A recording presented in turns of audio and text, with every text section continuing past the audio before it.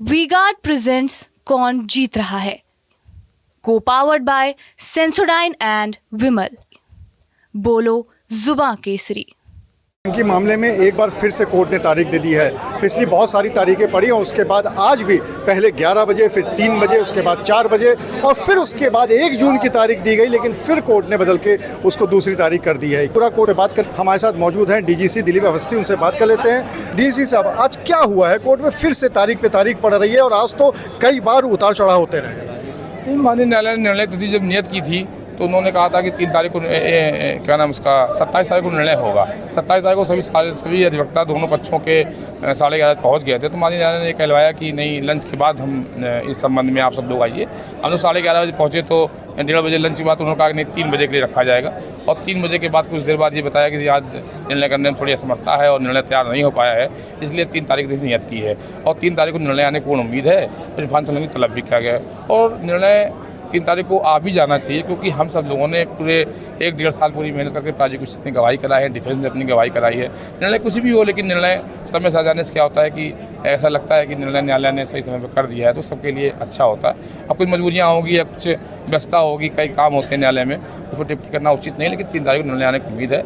हमने अपने सारे गवाह 18 प्रॉम्प्ट पेश किए हैं, सारी गवाही प्रॉम्प्ट कराई है। हमारे सारे गवाहों ने पूरी घटना को साबित किया है और हमें उम्मीद है कि फैसला प्रोसिक्यूशन के पक्ष में आएगा।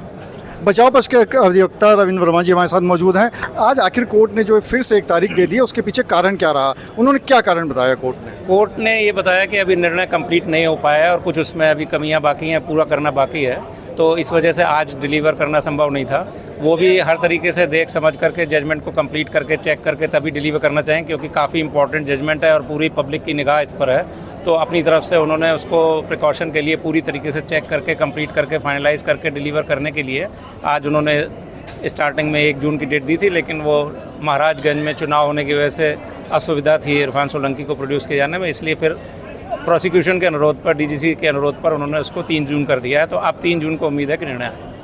सिर्फ पूरे देश की ही नज़र इस पे नहीं है और जो सबसे ज़्यादा नज़र है वो है पीड़िता की। तो पीड़िता की अधिवक्ता प्राची श्रीवास्तव हमारे साथ मौजूद है, उनसे बात कर लेते हैं।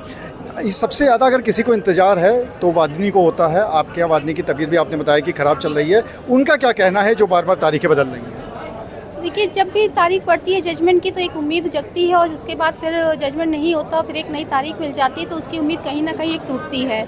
तो आज भी यही हुआ है कि जब सुबह आई थी, वादनी की बेटी आई थी और वादनी से भी मेरी बात हुई थी तो उनको उम्मीद थी कि आज जजमेंट आ जाना चाहिए। फिर ये हुआ, लंच बाद हुआ कि 3 बजे के करीब जजमेंट आएगा। 3 बजे जब हम लोग आए तो फिर 4 बजे बुलाया गया।